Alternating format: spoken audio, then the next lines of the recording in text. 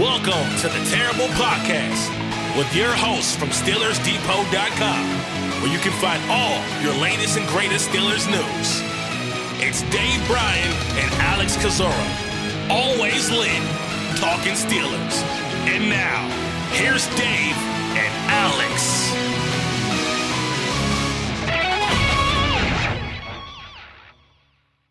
Welcome to the Terrible Podcast, another special edition of the Terrible Podcast, Pittsburgh Steelers Training Camp 2023. It is July 29th. It is Saturday night. I am Dave Bryan from SteelersDepot.com, and I am, of course, joined once again, fresh from a soggy day out there at Saint Vincent College in Latrobe. Alex Kozora. Alex, happy Saturday night. Happy Saturday, Dave. You always get one of those. Last year, it was the second day of camp it poured. Today, the third day of camp it poured. It was good for most of the practice, and then just about a 10-minute window of just a complete downpour, but got through it. So it's a true Pittsburgh experience. Super hot yesterday, ton of rain today. Who knows what tomorrow will bring? Probably snow, and so we'll see what Sunday has for us in Latrobe. And you didn't bring a towel. Uncle Dave always says, bring a towel, so. Lesson learned. Yeah. All right. Now that you're all are hopefully wrung out there, first a shout out to Lynn Testa at Touring Plans, right, for sponsoring another special edition of this podcast. Absolutely. Always glad to have Touring Plans in our corner. Len always messages me. I know camp is near when Len Testa hits me up and says, hey, do you want to still do the sponsorship for Touring Plans and our Steelers Depot training camp coverage? But Touring Plans, if you're unfamiliar, they're a group that will help you plan and schedule your trip to Disney. I know it's such an important time. Usually it's kind of the one big vacation I'm sure some families take per year. You want to get it right. You want to contact Touring Plans. They'll help you with itinerary and just schedule and mapping the whole stay out. So go to touringplans.com for more information. And we thank them and Len Testa for the support of our Steelers Depot training camp coverage. Absolutely. And if you're on Twitter, shout him out. Let him know that you appreciate him sponsoring the Terrible Podcast at Touring Plans is the easiest way, I think, to do that. So, all right, Alex, I have a feeling you're going to get a little defensive during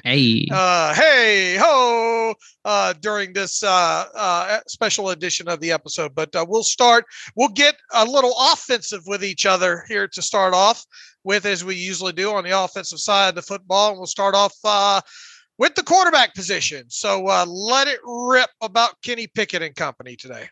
Well, you want to do a quick roundup on the injury? Oh yeah, I forgot to go over that. Yeah, the housekeeping. Have at it there. Yeah, nothing too notable overall. Minkah Fitzpatrick has not practiced, was not even on the field today. Mike Tomlin saying afterwards, excused for personal reasons. So I guess that's confirmation, no sort of injury, just something else going on. But he was not even, to my knowledge, on the field, at Chuck Noll Field on Saturday. DeMarvin Leal, a bit of a weird situation there. Saw him walk down, went to individual, and then our Tim Rice caught Leal being carted off right around 7 shots before I think he even got a rep. He went to individual work, and word from Tomlin that Leal had some difficulty breathing. Now, he missed yesterday, or the back half of yesterday, with heat-related issues. I don't know if that's related or not, but hopefully Leal's okay. Tomlin did not seem too concerned about it. DeMonte Casey with an ankle injury that had to have happened late, I think in 7-on-7.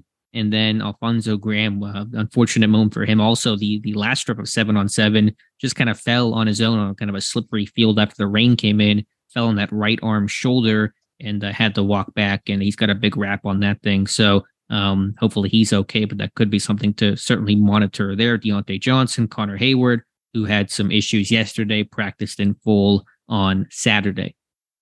Yeah, Mike Tomlin said specifically, Casey had an ankle injury of some description. He's being evaluated as well, maybe a day or two there. So we'll have to watch that. It would make sense a day or two. If he misses tomorrow, then obviously you hope that he'd be back on, I guess, Tuesday then. Alfonso Graham appeared to have a shoulder injury, he said, when he fell and hit the ground being evaluated there. Alex, are we going to have our first roster transaction with Alfonso Graham? it seems possible. It's hard to tell what exactly it was, but Graham just seemed to be in a good deal of pain as he got up and got checked out. So unfortunate if that's the case, but I think that's a possibility right now. All right. And that would, we've yet to have we haven't had a transaction. The 90's been the 90. I think what the last transaction was Liao, right? Or no, actually they had the two signings after the mandatory mini camp there. So those were the two latest signings there, but obviously haven't had any injuries or anything related that have caused a roster move. So we'll see what happens on Sunday there. All right, now let's get offensive, and let's see how offensive you can get with the quarterback position. Yeah, I mean, I think some people are saying it was some sort of terrible day for the quarterbacks. I would just say overall it was a pretty poor day for the offense. I think the defense clearly won. They won 7 shots. They went up 3-0 early, and by my count, I had them winning 5-2 overall. Kenny Pickett probably not as sharp today. I don't know if there was one rep that stuck out that was especially bad, just really difficulty for him and for the offense to complete passes and just kind of get the ball moving downfield or, finish those plays off in 7 shots. So I don't know if I have one really key individual takeaway from any of the quarterbacks today. Just kind of big picture speaking, I think the defense won this one comfortably. All right. How was the mechanics and all of the snap and all like that? Was that with the wetness and all like that? Does he seem pretty clean and all? It's been pretty good overall. And well, there's been a couple of low snaps. There was one today with Pickett that was maybe a bit low, but I think catchable, and Pickett, dropped it and had to pick it back up. That was before the rain in team. After they only, I think, had one team session after the real worst of the rain came in. So nothing, botched there. But yeah, some of the snaps have overall been low. I think probably more of a snapping issue than it has been a quarterback issue. But there was one example of a miscue today. All right, we'll move on to the running back position. Yeah, again, still not in pads. I mean, there's not a lot of new for me to note here other than to say McFarland continues to work in a lot of pony and get a lot of extra reps because of it. Clearly the third guy right now with the Graham injury. That's going to mean more chances for a guy like McFarland, more chances for a guy like Darius Higgins could potentially benefit from that. Again, until the pads come on, it's probably hard to talk too much about. Run game, McFarland, to his credit, had a nice catch. I think it was on 7-on-7, kind of a wheel route, back shoulder throw that he adjusted to and made the catch against Toby and Dukeway. So McFarland, he's done well the first 3 days in. Pads come on, different story there. Obviously need to continue that. But yeah, I've been encouraged by his play. Every time you mention McFarland and the wheel route, I always immediately go back to my tape study. I think it was against Bowling Green. I keep forgetting who that team was against, and him being able to run that for an explosive play. So yeah, look, it does sound like it's been positive so far for Anthony McFarland. As we mentioned before this thing got underway, this isn't new to him. He's been through the process, and also you would hope that he'd be able to stack some consistent days, and it sounds like he has. Right. Again, he is a veteran. He should be looking good early on in training camp. I mean, he should be getting those reps, those opportunities, but still good to check that box. I'm seeing the burst. I'm seeing the versatility from him, and those are all things that are certainly helping his, cause to make this roster, not hurting it. All right, let's go to the tight end position next. Connor Hayward back. Boy, I saw one clip floating around. I guess kind of on I don't know, like a crosser out towards the far side of the field there. He showed off those hands, and that's not new. Yeah, was that towards the right sideline? Do you know? I don't know which way I don't know which way the camera was positioned, but it was going away from the camera to the far side. It looked to be on the opposite hash of the field. Yeah, he had some good catches today. There was the one play in 7 shots. It was a low throw, but kind of a really nice diving catch, going to the ground and securing and finishing. And then there was on 7-on-7, I think the one you're referring to, a corner route deep downfield. It is 7-on-7, obviously less bodies in the environment, but still a good track, a good catch, good play downfield. So yeah, Connor Hayward, the hands. I mean, he's got great hands. He adjusts well. He's just a football player, an athlete, just kind of the same things we talk about with him. But yeah, throw this ball near this guy. He comes down with it more often than not. Is it mostly alignment from an H-back kind of role with him, or split out a little bit in the slot there? In other words, not much of him at the snap coming out of like a true fullback position, right? Right. Not that I've really seen. It's been basically Y off, some of the motion, split flow type action, maybe a little bit of slot work as well. It's been a lot of empty in the first couple of days of training camp. And I think what you're seeing, just kind of big picture to bounce off of that, is a lot of empty pre-snap and the running back comes in. So they're trying to get their man zone clue indicator from, if you got a linebacker on the running back initially, good chance it's man. If it's a DB out there, good chance it's zone, not 100%, but just kind of some information. The back comes back in. They're no longer an empty to try to protect that way. But to your point with Hayward, he's been split out. He's been Y off. But until the run period really starts, when the pads come on, you're not getting a ton of like I form and things like that because they're not really in that environment right now. So it's a little bit of the structure that's not really even giving the chance for a fullback to be out there. I think once Tuesday occurs, you get that, couple of run heavy sessions. You're probably going to see some fullback, and we'll see who's back there. Not that I thought he was immature at all during his rookie season, but one thing I picked up, he was on the Steelers, the post-practice Steelers Live edition today. I mean, he's really matured. He looks a little bit older too, for whatever reason. I don't know. Kind of a less of that baby face and all like that. So, you talk about second-year guys and expected jumps and all like that. Looks like he's definitely on course for that. So good for him. Darnell Washington. Yeah, been a pretty quiet, tough 3 days. There was one throw over the middle that Trey Norwood knocked away from him. It was a nice play by Norwood, but with Washington's size and frame, should be able to box out and kind of win some of those matchups. Had a false start in 7 shots that got him out of the drill. You false starts, you're going to go back to the sidelines and remember that kind of pain moment and lose out on that rep. So, he's had a couple of catches, and I've not gotten a feel for his run blocking. And obviously, what he can do as a run blocker can hopefully be among the most impactful things he can do his rookie season, but I would say it's been a pretty quiet and underwhelming first 3 days for Darnell Washington. All right. We'll move on to the wide receiver position. Yeah, Hakeem Butler. Talked about him on day 1, struggling. Day 3, different story. A couple of big plays downfield, kind of looking like himself and why the team brought him in. It was 7-on-7, but it was a great grab. I think there's, people are filming practice. We're not allowed to do that, just for the record, if anyone's wondering, but ripping the ball away from Luke Barku. It was a little inside, maybe slightly underthrown, and looked like Barku was going to have it, and Butler took it away. And then in the last team session, a big, I think, 27-yard catch downfield over Madre Harper, a corner with some size. And so Butler's playing big, playing to his frame, things he didn't do on day 1. You're seeing here on day number 3. All right, good for him, because it was a little bit, I don't want to say it was bad, bad, but obviously he was. You would think with the ebbs and flows of camp that you're going to see some of this, and on. It's good to see him. Boy, I did peek of a shot at one of those catches out there. Incredible catch for him, and obviously, kind of the knock on him, as we've mentioned several times, has been the hands in the past. Sometimes he's a guy that can make the hard catch look easy, but make the easy catch look hard, right?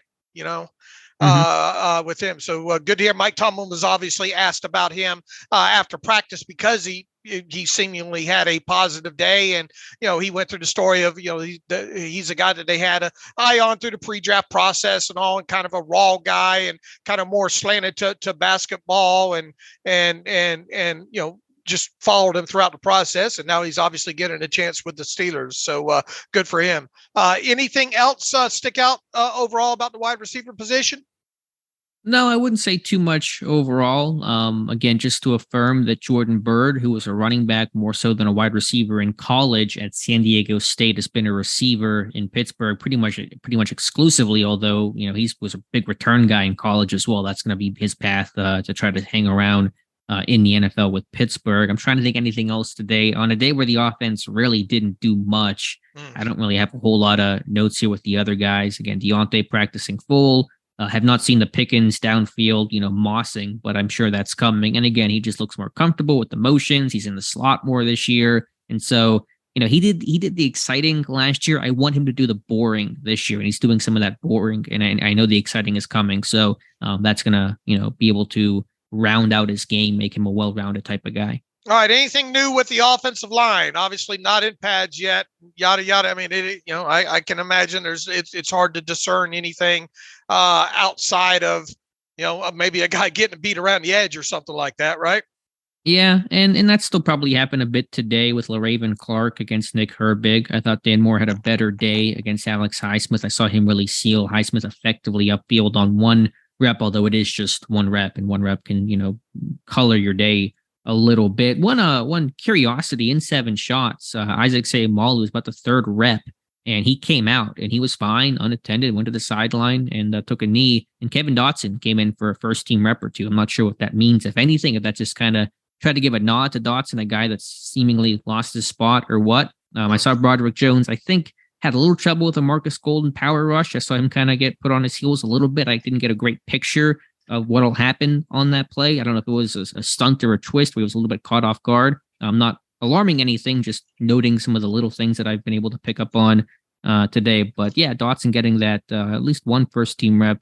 I don't know if that's just a plan thing or something happened, but I thought that was kind of curious. All right, so nothing new to report about center rotations or really any rotations at any other positions, right?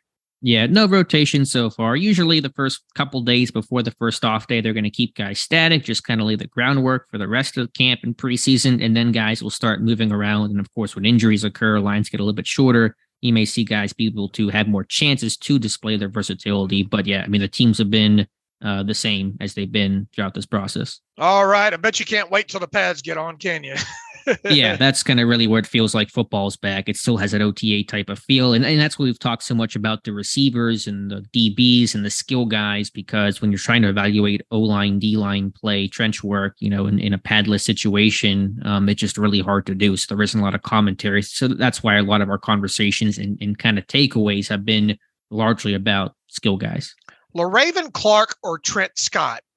Oh, God, that's a heck of a choice right there. I don't know. I mean, trying to make you go back in your memory bank there. Yeah, it's like when you go to the eye doctor and he says 1 and 2 and they're both pretty blurry. You're like, dude, I don't know what answer I'm supposed to give here. That doesn't get me the big glasses. So I got you. Clark's at least probably a bit more versatile, I feel like, but we'll see. It's been a tough start for him so far. All righty.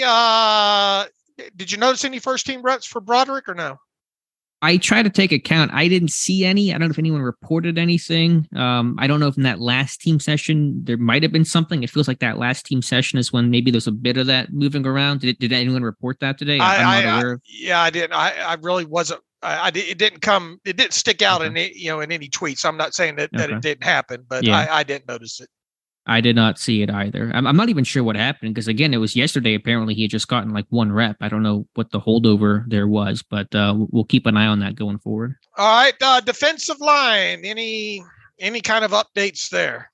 Yeah, I mean, a couple things, just small things. I'm just looking for traits right now. And some of these guys I know, some of these guys I don't. I thought Montravius Adams, the first step, the burst, he had some moments getting in the backfield and as a pass rusher against Kevin Dotson and crossing Mason Cole's face. So I just seen some of that explosiveness that, was kind of Adams' calling card. He's a pretty athletic guy for his frame. And there was one play late, the final team period, toss to the right. I think Jason Huntley carried the football. I just watched Keanu Benton kind of open it up and just get on the hoof and kind of saw some of that foot speed. Didn't necessarily make the stop, but I like the effort that Benton displayed. And so I thought that was something worth noting, just kind of watching him really turn it up for a moment there. All right. Anything on a couple of the new guys like Fehoko or Watts?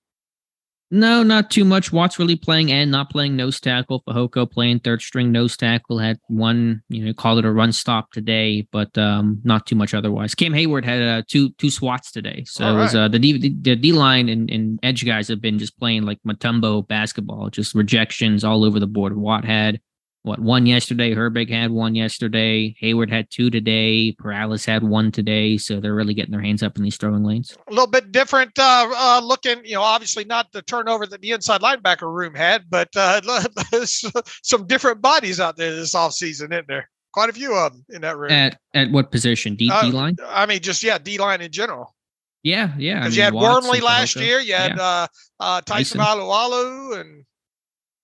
Yeah, there's certainly a lot of new faces out there, and we probably don't talk about that enough. I mean, Hayward and Ogunjobi are the same, but beyond that, it's a pretty brand new group of guys. Adams is also returning, but yeah, Fehoko and Watts and Benton. I think it's Mwaya. I've done like an hour research trying to find the last name on the rookie from Merrimack. I think it's James Mwaya. close enough, I guess. But he's only gotten a couple, late reps and rotational period there. But I've seen him out there a little bit as well. Probably see him late in that first preseason game, ultra late. Yeah, he's like a fourth quarter, late fourth quarter kind of guy. Okay. All right. Inside linebacker.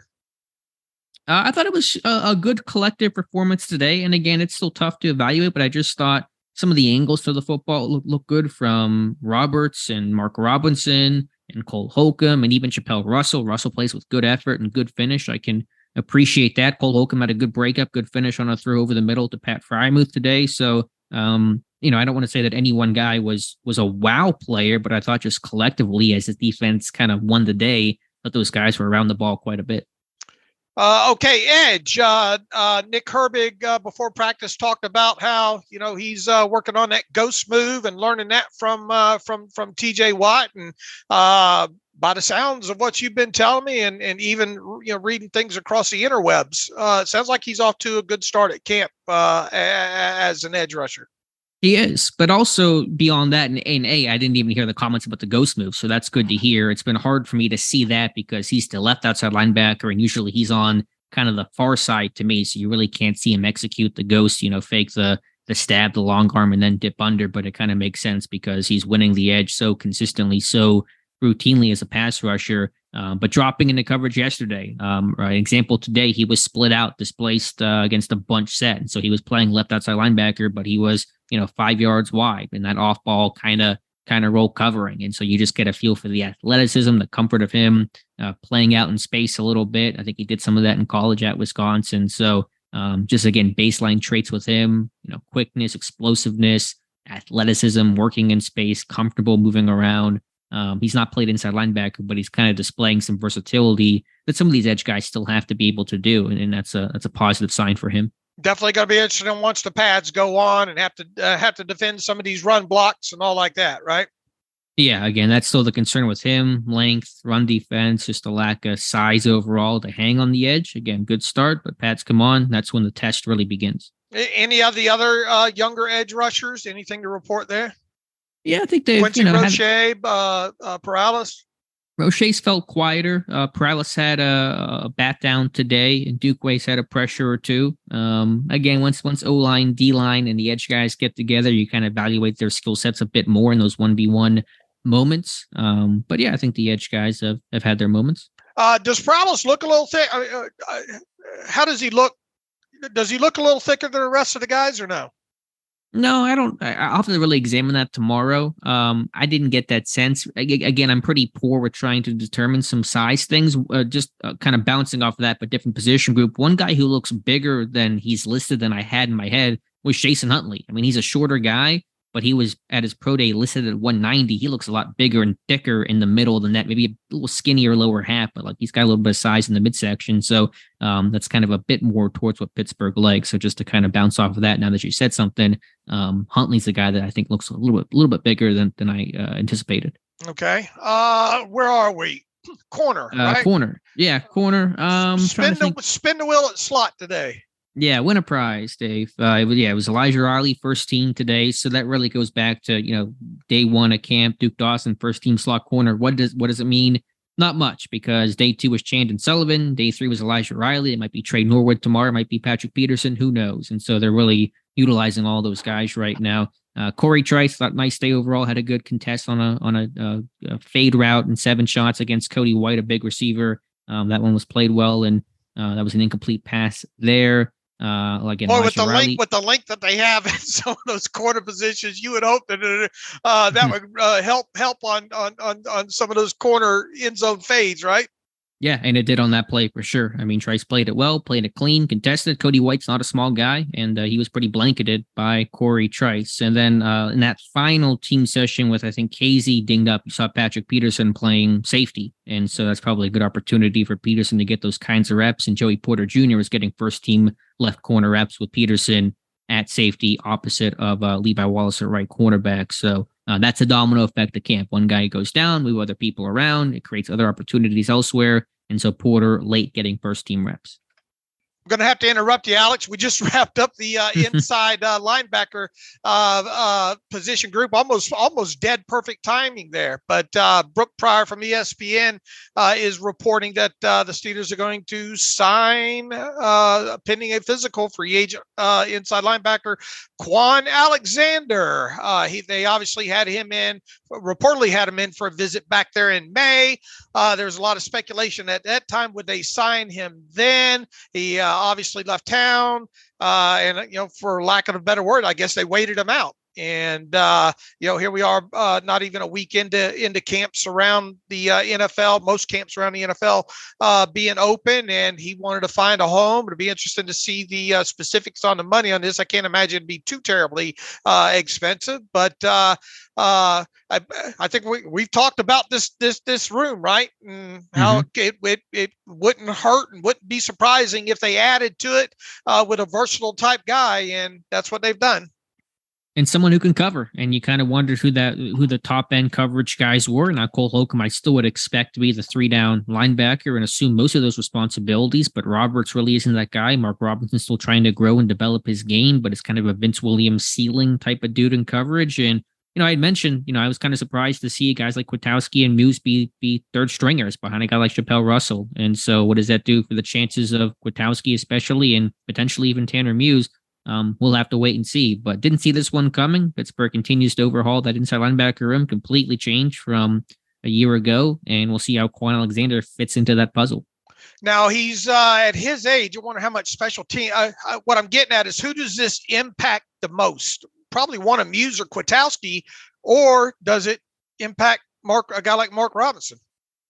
He's 28. Yeah. He's 28, so he's probably still got a little burn left on him. Alexander does, as far as special teams. But, obviously he's played more larger roles on defense up until now. Sure. It's a fair question. I'm not really sure how this is going to go. Again, I think there was a lack of maybe great confidence in Mark Robinson to be that top backup, and for Robinson to be running above, Kwiatkowski.